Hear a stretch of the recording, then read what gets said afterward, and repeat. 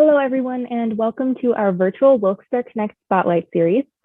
Today's spotlight is a little different than the ones that we've done previously. You often see us spotlighting businesses and nonprofits that are doing amazing things in our area, and today's speakers are doing things equally as amazing. They're just eager to start a little early. That's right, today is all about our youth and the impact that they can make in our community when they work on what they love. Our valley is filled with youth change makers.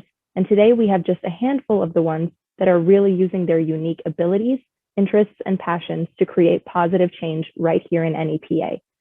We have the pleasure of hearing from some of our area's incredible students and recent graduates that are taking what some may think of as just hobbies and turning them into avenues to express themselves and spread awareness.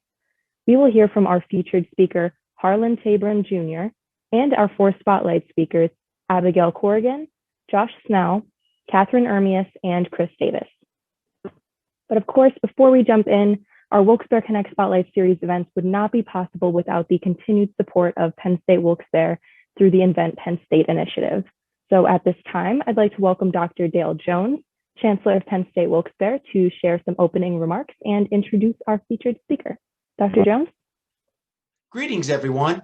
Welcome again to the Wilkes-Barre Connect Spotlight Series Speakers event. I'm Dale Jones, Chancellor of Penn State Wilkes-Barre. Penn State Wilkes-Barre is honored to be the sponsor of this preeminent regional Spotlight Speakers program. Today, we feature our second Spotlight Speakers of 2021. Thank you for being with us today for today's superb program. This quarter's theme is Youth Changemakers. It gives us the opportunity to highlight some incredible students and recent graduates from across the Wyoming Valley.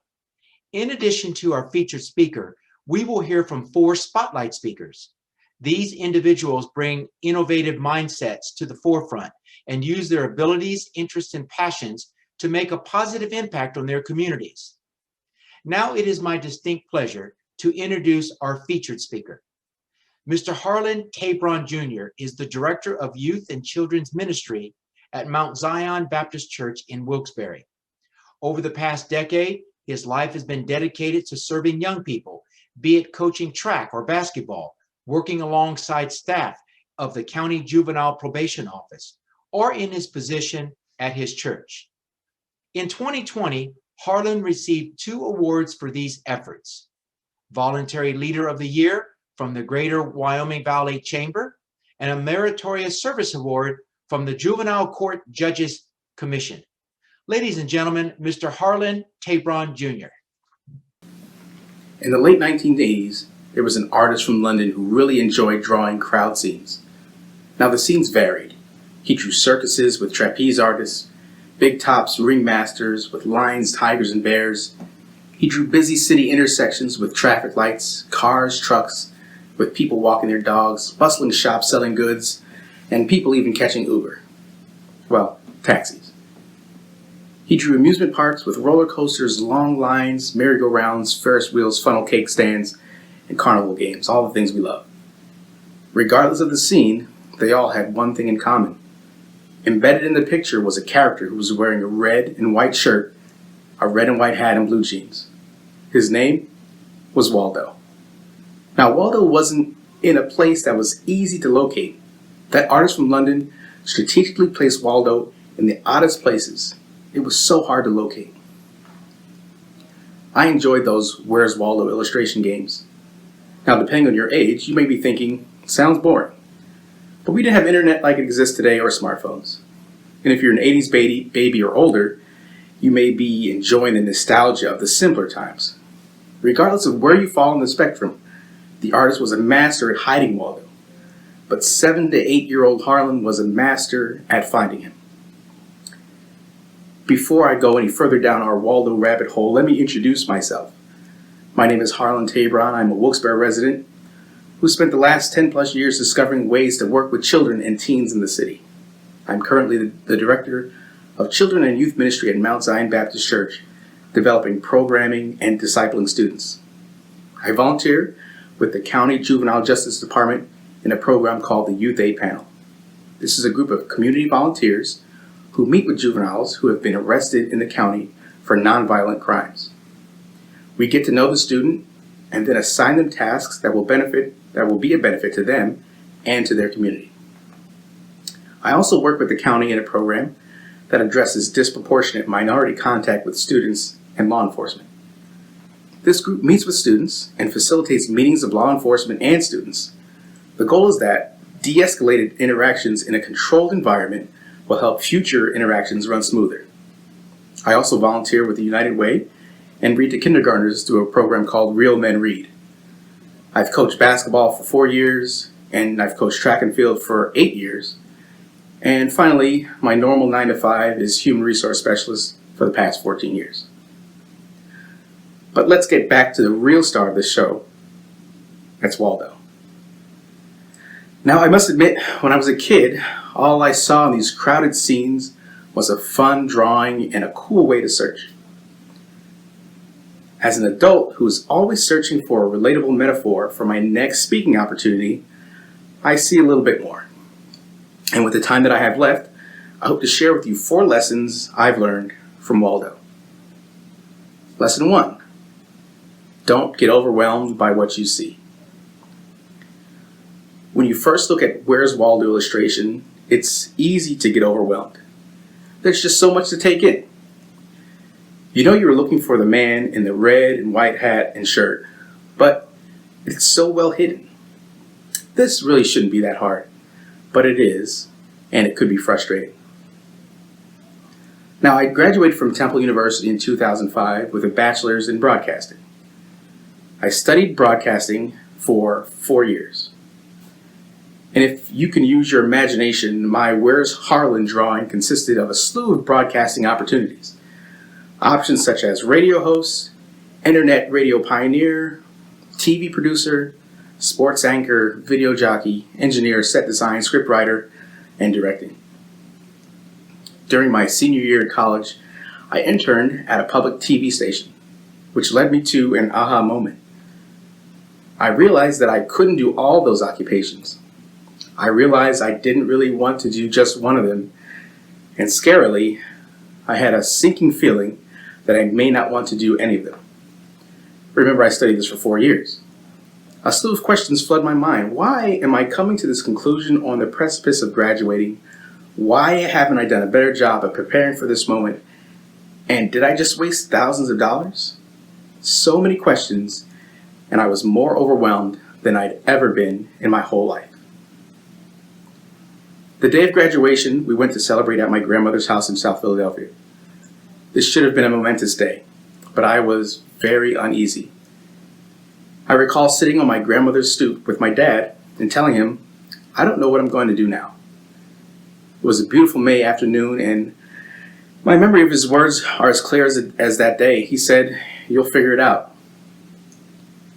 So from that, I have 2 takeaways. First, it's better to have too many options than too few options. In the moments of feeling overwhelmed, I looked at the experiences and skills that I had learned in school as obstacles as opposed to opportunities. That overwhelming feeling clouded the actual reality that my experiences added value to who I was overall. That I would inevitably use those values later on in life. Second, keep people in your circle who can encourage you in your lowest moments. Now, my dad was that person on that day. And I'm a firm believer in encouraging yourself, but there are times when that encouraging word from a friend can be the jumpstart that you really need. Lesson 2, hard to find, but not lost. Back to our Waldo example. While it is hard to find Waldo in those crowd illustrations, you have to realize that he is not really lost. The British artists always would draw Waldo last and essentially insert the character amongst the chaos. Similarly, you may find yourself in those chaotic situations. Some chaos is self-inflicted, and some you have no power over. Over the past year, we've all experienced that type of chaos that we have no type of control over. The pandemic has caused changes in my work, changes in my children's school, my wife has experienced furlough, and we even experienced loss during that time. There was just so much uncertainty surrounding the virus. You likely had the same story as my family and I. Nothing was the same, and that made me feel lost. While settling into the new normal was hard to do, it also forced me to innovate. All of the program that we were doing at my church was in person. It had to get switched over to virtual. Now, if you recall, I obtained a degree in broadcasting, but I had not worked a paying broadcasting job since I graduated and to this very day. However, in the virtual pandemic world, those broadcasting skills have come in handy. During COVID, I was part of 4 different YouTube programs and have created more TikToks than I care to admit, including 40 TikToks in 40 days to commemorate the Lenten season, all in an effort to innovate and remain relevant to the audience that I serve. 2 takeaways from this. First, there's no such thing as a wasted lesson. The skills you obtain over the years have no expiration date. It's been about 15 years since I've worked in the broadcasting field, but that script writing, editing, lighting, producing, directing, acting skills that I honed at my alma mater were used to the fullest in 2020, and in fact, I'm using them right this very second. Second, one of the oldest sayings is, when life gives you lemons, make lemonade. I don't think anyone has lived through more of a lemon than 2020. From COVID to lack of toilet paper, to close down restaurants, to confusing county shutdowns, to reopening plans, from the passing of loved ones to civil unrest in the streets, if you're viewing this message, you've made lemonade. Lesson 3. Enjoy the journey. We all have a desire to make it. We all want to be successful. We all want to, as my dad explained back on the stoop in Philly, to figure it out. But I think we underestimate the value of the journey. Sometimes we get so caught up with getting that dream job or making that key relationship that we forget that the journey of 1,000 miles begins with 1 step. So if you're going to be on that road for a while, you may as well enjoy the journey. Now, at the sake of sounding preachy, I realized that enjoying the journey did not mean wasting my time frivolously with selfish pursuits, hanging out late at night at the bar, spending money I didn't have, buying drinks for people who did not really care about me, seeking dead-end romantic relationships. That was not the real definition of enjoying the journey. While I thought those things were it, there was no satisfaction and there was no peace. Enjoying the journey for me included not being afraid of stepping out of my comfort zone and saying yes to opportunities that I knew I wouldn't do forever, but could prove valuable to me and to the people I work with or serve. Saying yes to those opportunities was a huge part of getting me to my final goal, and the yes helped me to enjoy the journey. I would say yes to things that, in my mind, I was not fully prepared to step into, but I saw that there was value. Looking back, I could now see that those opportunities were going to help me find Waldo. Now, one of those opportunities was going into the Luzerne County Correctional Facility as an assistant chaplain. I was 22 years old, and I was presented with an opportunity to join 2 gentlemen from my church on their monthly visits to the jail. I was hesitant, very hesitant, because these were men who had more life experience, knew a lot more about the Bible, and had been doing this ministry for a long time. For those of you who have not ever been in the jail, it is a surreal experience. I haven't been in there for 12 years, but there are just some things I cannot forget. The first thing you observe is the tall stone walls and the chain-linked barbed wire fences. Once inside, you're faced with the smell of the prison. While it doesn't necessarily stink, just imagine a junior high gym class with poor ventilation. Then come the sounds of the doors closing behind you as you go towards the classroom. The way the building is set up, we went through 3 or 4 heavy magnetic doors, and each door had to close behind you before you were able to get to the next corridor. The sound of the doors is hard to explain. They don't slam, but they seal with a prolonged click. It was as if you were going deeper and deeper into an unknown world. You also see the guards in full gear at the ready, and you hear them communicating with each other, indicating that we were allowed to be in the facility. Now, once I began to interact with the inmates, any apprehensions or self-proclaimed insecurities that I felt dissolved. They were grateful that we were there, and we genuinely wanted to help them engage their faith, even in a situation presumably void of the love that faith in Christ can provide.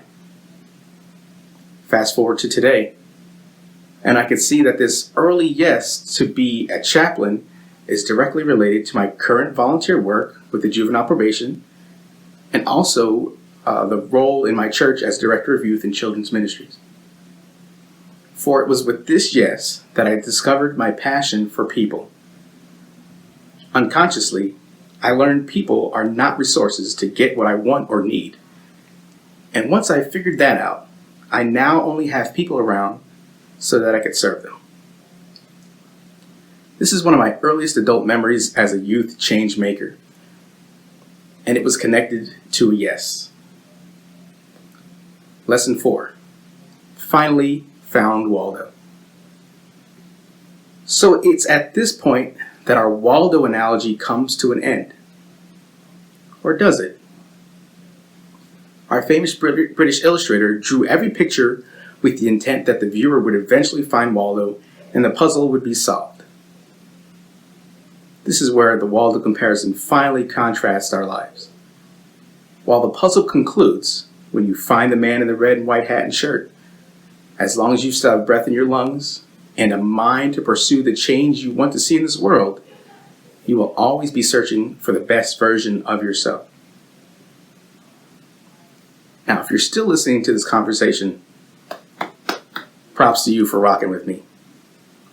When I was asked to speak to you on the topic of youth change makers, I will tell you my instinct was to say no. I went through my normal process of being overwhelmed by the opportunity. But then I thought about the chaos that is the pandemic, and I realized this would be a great chance to persevere through this crazy time, a jump start, if you will. Not only that, this looked like an opportunity to say yes for something positive. I also thought there would be potential to connect with, serve, and encourage a diverse group of individuals to look back on their life's lessons while looking forward to your life's opportunities. Finding yourself is not a destination. It's a lifelong pursuit that is connected to your moments of uncertainty, cultivated by overcoming your feelings of being lost and inadequate, and actively searching for healthy yes moments. I would like to thank the Greater Wyoming Valley Chamber of Commerce for the invitation and for providing me an opportunity to say yes. Thank you, Shani, for your assistance along the way and for reaching out to me initially. Perhaps after having heard this discussion, you would like to connect with me or network. If so, please feel free to email me at harlan.tabron@gmail.com. I would be happy to sit down with you and encourage you to find your Waldo. Thank you. Okay, thank you, Harlan, for starting us off strong today. I just wanted to start by saying thank you for your dedication to our youth and being a part of building them up to do great things. So I hope you can see by our next 4 speakers what that type of energy can inspire. Speaking of, up next we have our first youth change maker for today, Abigail Corrigan. Abigail is a senior at the University of Scranton pursuing a degree in marketing. A native of Lackawanna County, Abigail has served in multiple positions throughout her college career, including being one of our very own student design team members here at Wilkes-Barre Connect. She was also a marketing consultant at the Small Business Development Center and a communications intern and executive assistant to Scranton Mayor Paige Gebhardt Cognetti. Abigail's expertise in communications and marketing motivated her to promote and encourage young voters to participate in the 2020 primary and general elections, with an emphasis on civic engagement, regardless of party affiliation. After completing her education at the University of Scranton, Abigail will join Guidehouse, a consulting firm headquartered in Washington, D.C., as a marketing and corporate communications associate.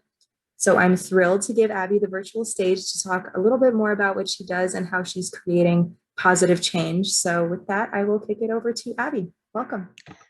All right. Hello, everyone. My name is Abigail Corrigan.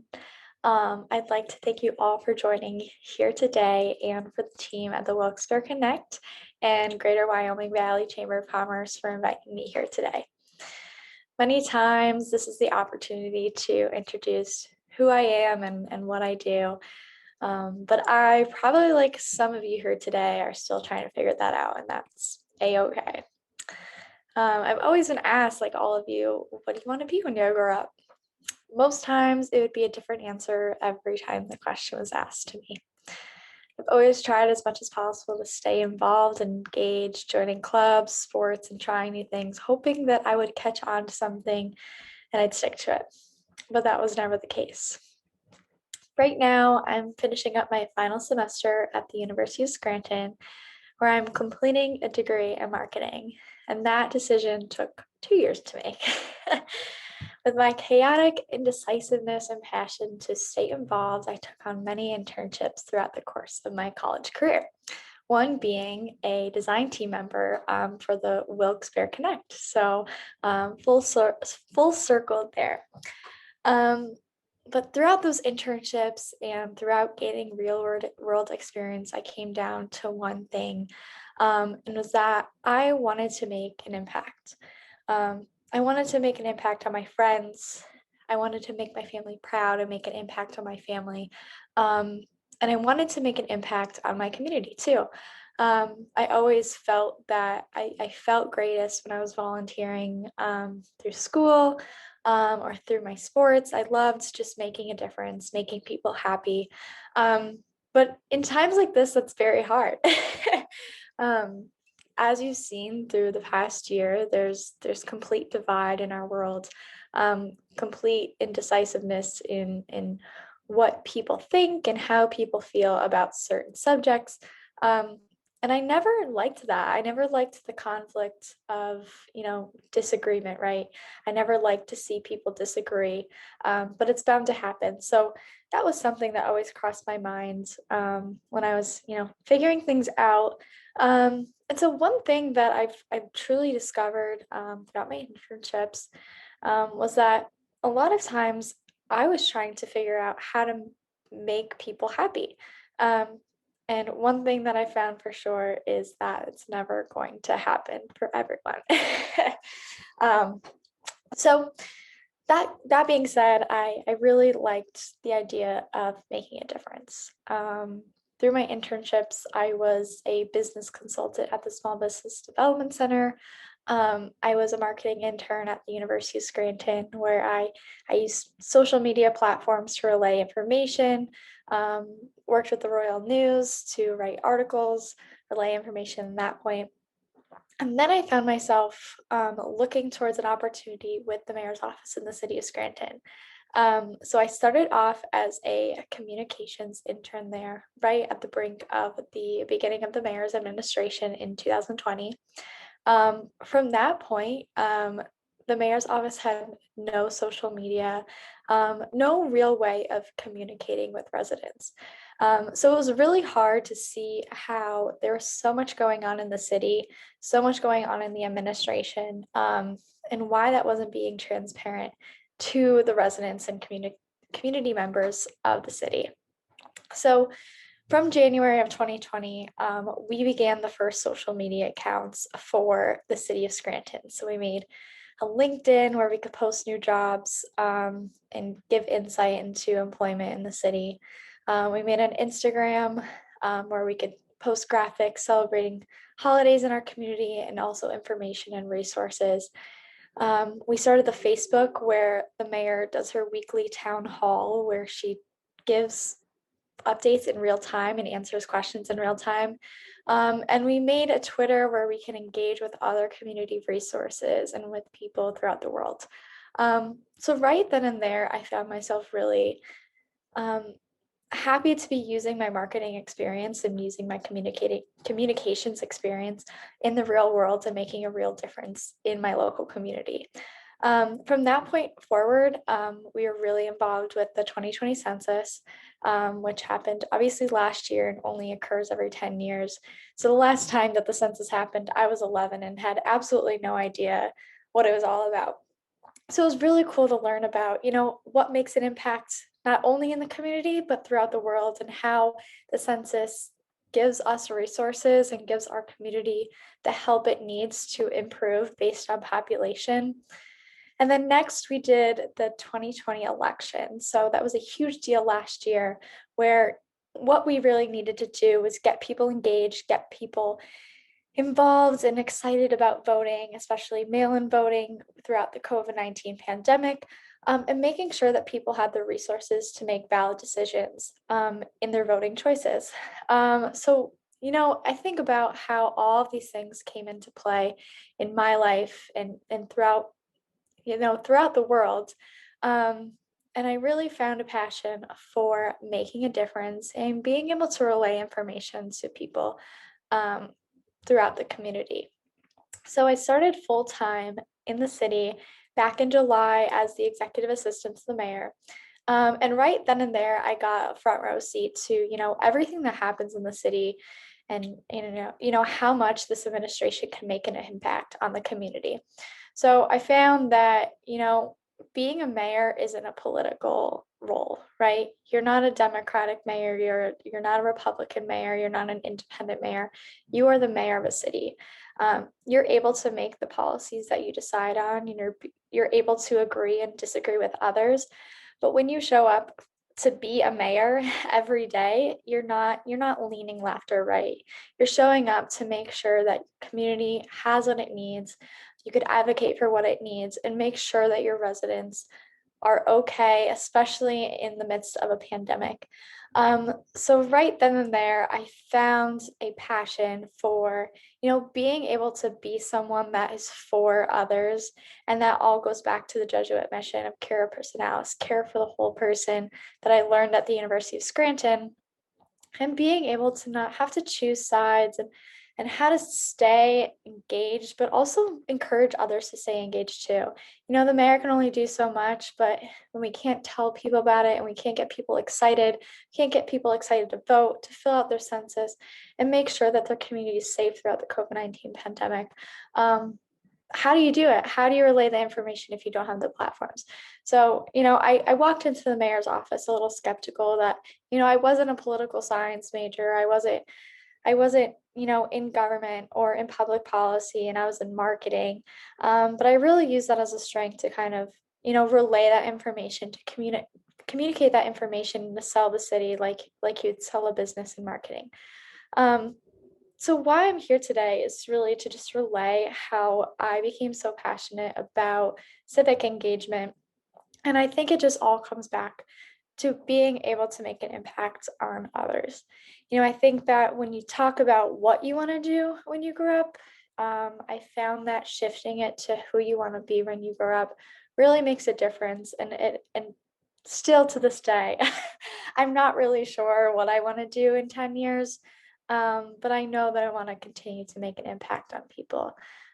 So I just wrapped up my time at the city of Scranton, and it was an absolute amazing experience. And I thank Mayor Cognetti and her entire administration for allowing me as a young person still in college to be so involved in the community and in the administration. I am more than honored for that experience, and I'm more than grateful to have met such amazing people. So in a couple months, I'll be going down to DC to work in a consulting firm, and using that experience not only through my education and through the business fields at the Kenya School of Management and in my marketing classes, but also through the city, and making sure that I'm still making an impact on people, even if it's a bigger city, even where people might not know my name, but I can do actions each day to make a huge difference. I'm really excited for that. And why I'm here today is just to tell you how, you can do so many things. You don't have to decide what you want to do, but decide who you want to be. Decide how you want to make an impact on others, on yourself, on your friends, on your family, and use that as a guide to guide you in the path to your end of your career. So thank you so much, everyone. Take care. Awesome. Thank you again, Abby. I know from working with Abby personally just how contagious her energy is. And if there's anyone that knows how to turn drive and positivity into action, it's her. So I'm so happy that she was able to share that with you all as well. Our next spotlight for this event is Josh Snell, but you might recognize him from his handle, Wavy Snell. Josh is the founder of Save the Wave, where he thrifts and upcycles clothing and turns them into custom t-shirts. 50% of the profits of those sales go towards small nonprofits that raise money for our oceans. Before the COVID-19 pandemic, Josh would travel the coast in his bus that he converted to live in to help spread his message. Our oceans may be full of plastic, but so far, Josh has raised over $30,000 and has influenced thousands of people to be mindful of our ocean's health. So without further ado, Josh Snell. Hello, everybody. I'm so happy to be your spotlight speaker this evening. My name is Joshua Snell. I'm a 22-year-old from Northeast Pennsylvania, and I'm going to tell you about Save the Wave, a brand I created almost 2 years ago in an effort to save our oceans. I'm coming to you live from across the Market Street Bridge in Wilkes-Barre in the LSEO building. Shout out to Chris Jones for hooking me up with this office space. It has been a pleasure having this throughout COVID. So usually I am living in a bus, traveling around the coast of America, selling my clothes, doing beach cleanups, and informing people on the state of our ocean's health and what we could do to protect them. But COVID shut that all down, so I've been stuck back home in Northeast Pennsylvania, but I've been adapting. I have this little office space. I've been keeping things alive, but I'm really just getting ready for the next time I'm touring around the United States. But yeah, you heard that right. I literally live in a bus. It's an old LCTA bus. I'll put a picture of it right here. Yeah, I converted the whole thing to be livable, and that's what I do. I thrift and upcycle each piece of clothing. So each one is unique, one pieces of clothing, because clothes are actually really bad for our oceans and really bad for our environment. Clothes that are made with polyester and acrylic pieces shed millions of microfibers every time you wash them into our oceans. And there's an abundance of plain clothes at all the thrift stores, so that's what I do. I go and hand pick each piece of clothing and resell them. 50% of my net profits gets donated to small non-for-profits, 501c3 non-for-profits fighting for our oceans. So far I've raised a little over $30,000 for those non-for-profits, and I have been gaining thousands and thousands of followers, almost 100,000 followers. Like I said, everything's slowed down a lot because of COVID, but my dream is still alive, and I'm trying to get back on the road this summer 2021. So yeah, I just hope to inspire my generation and generations beneath me, because I'm very passionate about our oceans and just our planet's health overall. I think everyone should be. It's pretty concerning about the facts on how much plastic we really are dumping into our oceans, an astronomical amount. And there's different alternatives that we could approach into fixing that. What are my goals for the future? My long-term goals are to put laws and policies in place to save and protect our oceans. Like I said before, we did raise over $30,000 so far. And so my short-term goal is to hit the $100,000 raise mark on this next leg of the journey I'm going on summer 2021. How am I, as a young individual, using my talents and passions to create change? Well, I am a firm believer that you could do anything you want to, and that we are all living very short lives, and that it would be a waste of time to just kind of fake anything in life and just kind of go with the system. You know what I mean? I'm all about kind of going against the system, but for good, in a good, positive way. So I'm really huge on social media and technology and leveraging social media and technology. I make videos when I travel, and I release these videos online and promote myself online on apps like TikTok, Instagram, Twitter, and I just kind of promote what I do and how I do it, and I gain a following, and people like what I do, and people believe in me. I mean, I get DMs from people all over the world. I sell clothes to people all over the world, Ireland, Africa, you name it. I'm literally in all corners of the world, inspiring people. I've had girls in Nebraska messaged me on Instagram saying that they started a chapter in their school where they go around their city and pick up trash. So, I mean, inspiring change is limitless. You just got to believe in yourself, and you got to believe in what you do, and hopefully it's for the good and for the better of the earth. And then people will see that energy and they will react to it and they will follow you. How can people connect with me or get involved with your efforts?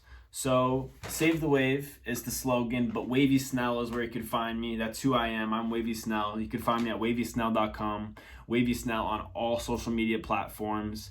I'm super into collaborating. I'm a diehard NEPA kid. I love that I come from here. So yeah, hit me up. I'm available. I want to chat. So thank you guys for having me on your spotlight. It was a lot of fun chatting with you guys, and Save the Wave. Hit me up for a t-shirt. Peace, guys. Awesome. Thank you so much, Josh. We love how committed you are to saving our oceans. And for anyone interested in contributing to his cause, we will have all of his contact information and all of our speakers' contact information on a slide at the end of the video. So I strongly encourage you to connect with him and contribute in whatever way you can. Our next spotlight is Kathrine Ermeus. Kathrine is a New Jersey native and a first-year political science student at Wilkes University.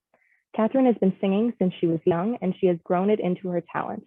She has both joined and directed choirs and is active in her church, her community, and now at her collegiate institution.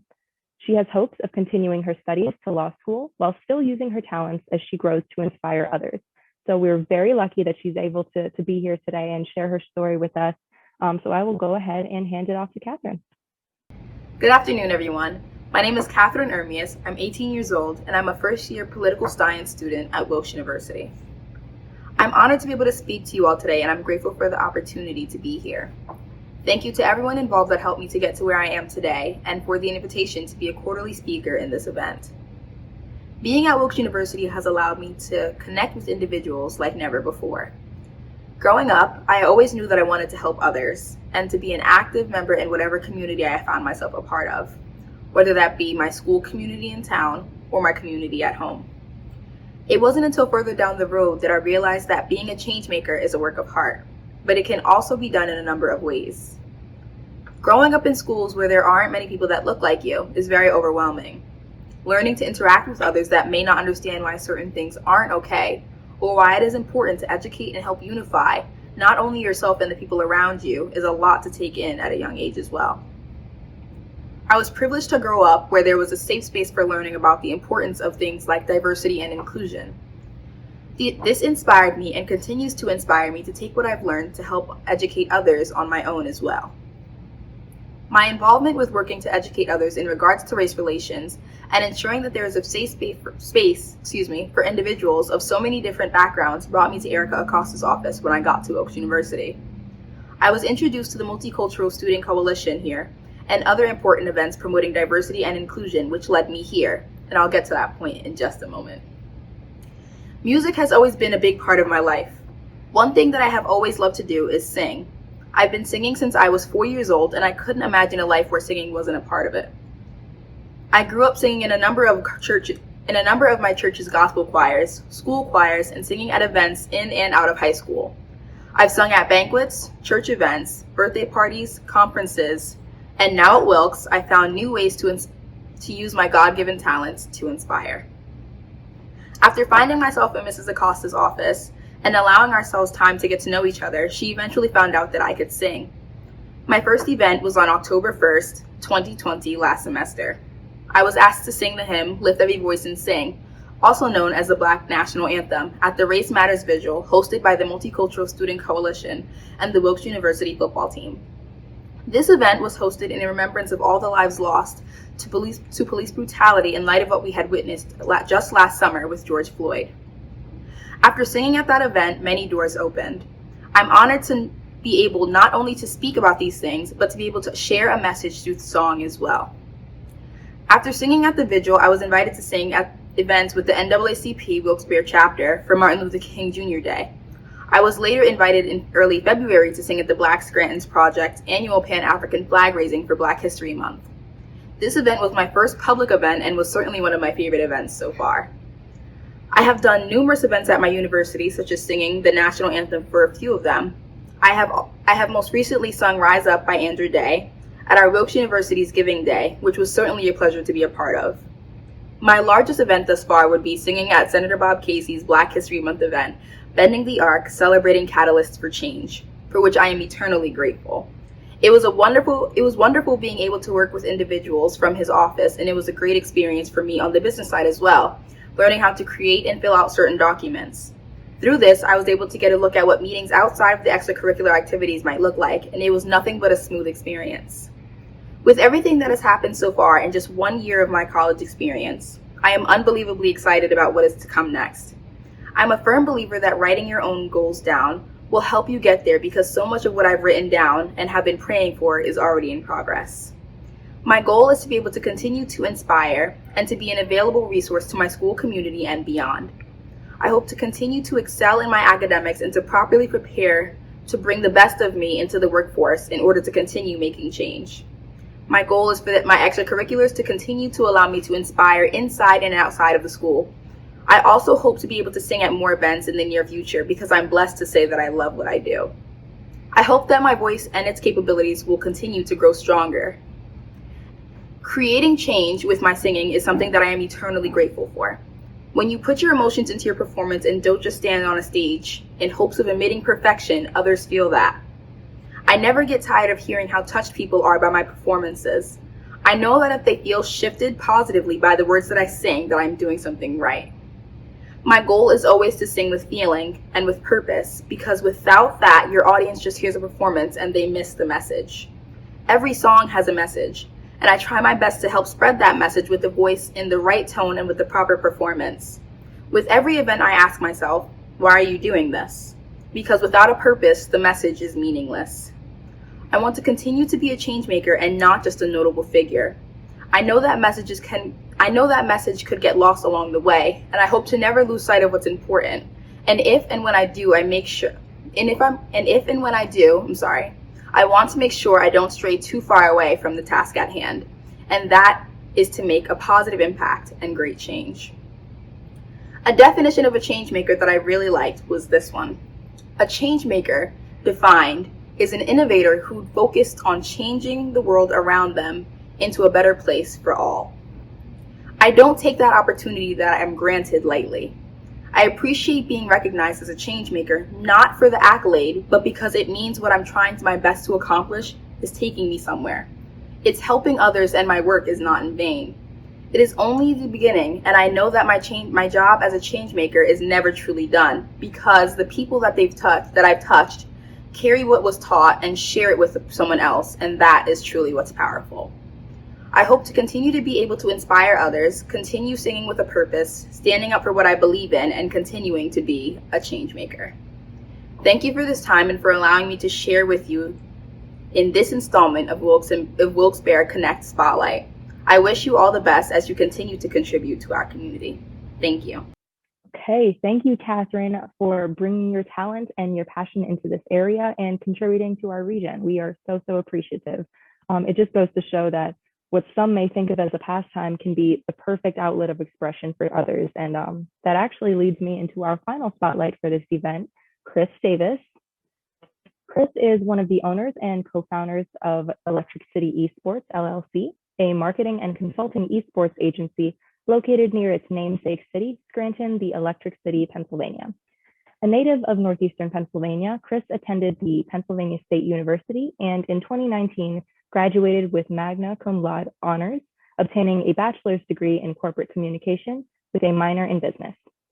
In 2020, Chris founded Electric City Esports with a former PSU classmate, Matt Giambetti, with the mission of showcasing that video gamers are a force for good and anybody, regardless of age, can participate in and benefit from esports.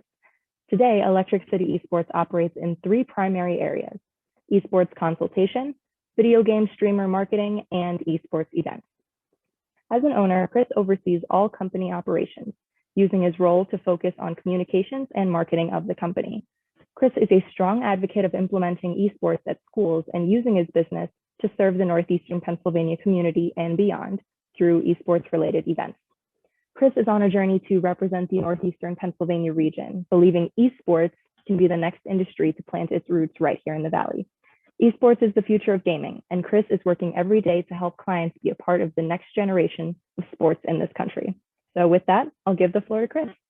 Hello, everybody. My name is Chris Davis, and I am one of two owners of Electric City Esports, LLC. We are a marketing and consulting esports agency located near our namesake city, Scranton, the Electric City, Pennsylvania. And as a company, we operate in three primary areas of business. Those are esports consultation, video game streamer marketing, and esports events.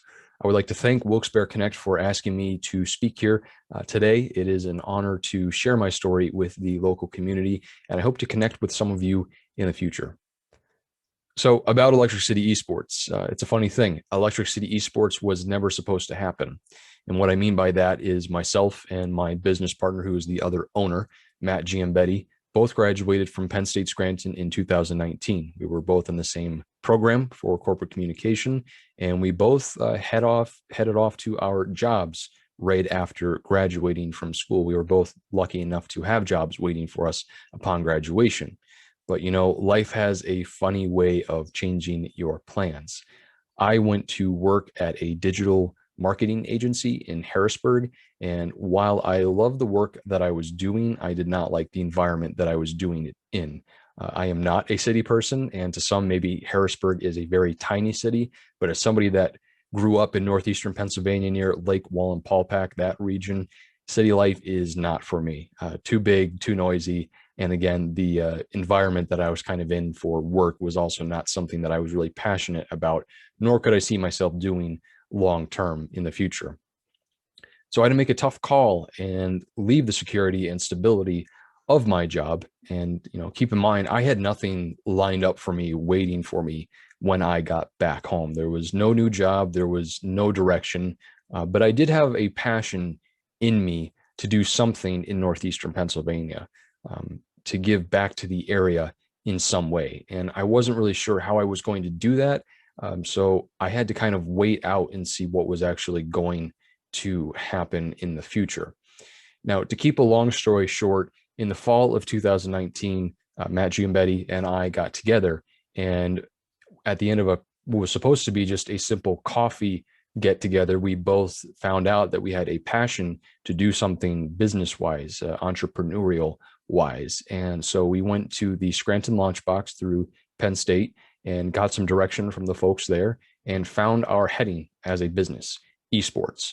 And for those that are not familiar with esports, esports is simply the competitive level of playing video games. So if we take a traditional sport like football or any other major sport, and what goes into that sport, you think the team, the coaches, the sponsors, the game, the money, and you now apply that to esports and in video games, you can picture how big esports is and how serious it is as an industry.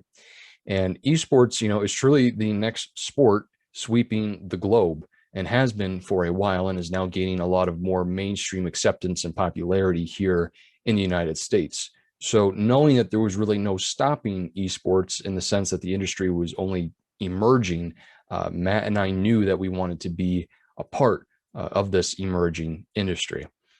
And I don't want to take all of my time here today and talk purely about myself, but I do share this story of how I got to where I am as a business owner, because for me, I do believe that I'm right where I need to be.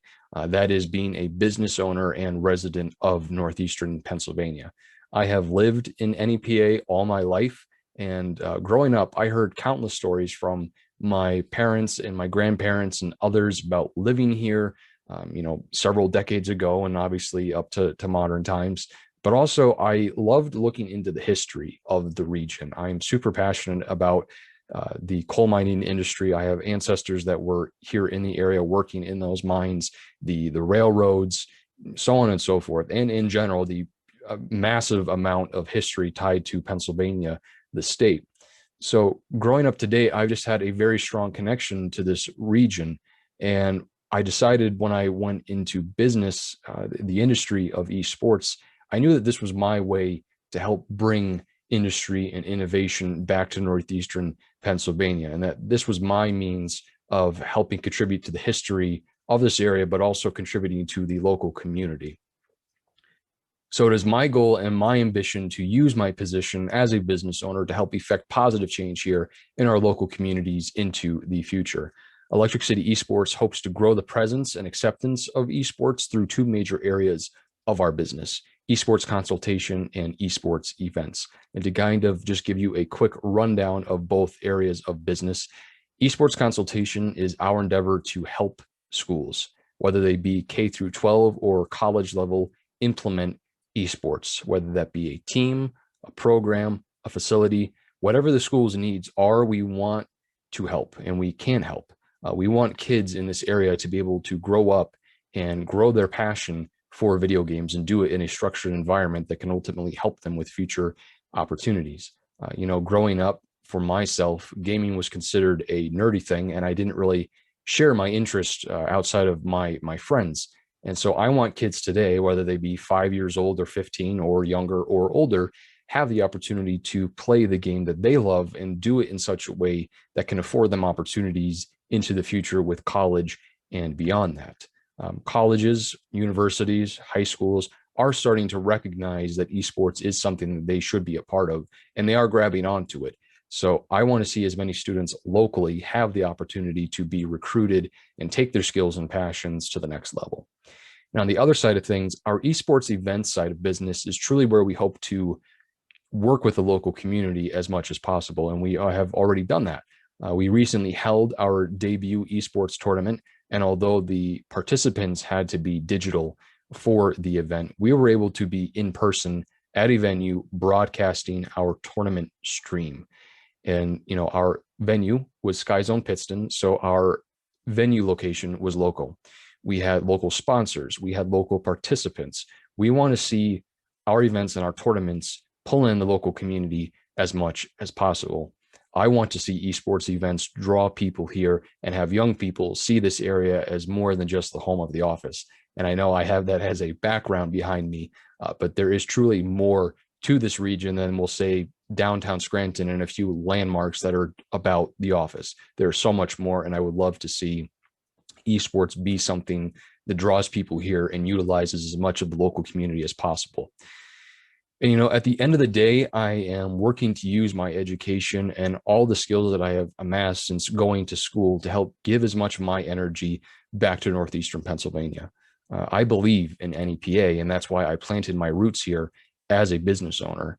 And I realize that my change as a leader may not be physically seen at this time. We do have plans for that physical footprint in the future, but for right now, I want to plant as many seeds as possible with people. Gamers, students, business owners, schools, that we are here to help Northeastern Pennsylvania be a leader of esports. We want to take the dream that we had as business owners, Matt and I, and that we've had all of our lives, and we want to use what we know and give back. Being a change maker for me is the opportunity to allow people to believe in themselves, to believe that they can be a part of something and benefit from it. So that's why our mission statement goes like this: video games are a force for good, and anybody, regardless of age, can participate in and benefit from esports. Simply put, I am using what I know, what I believe in, and ultimately what I am passionate about to help bring a new generation of business to a region full of historical excellence and a lot of other great things. Electric City Esports is helping people to be a part of a new industry, and one that's not going away anytime soon.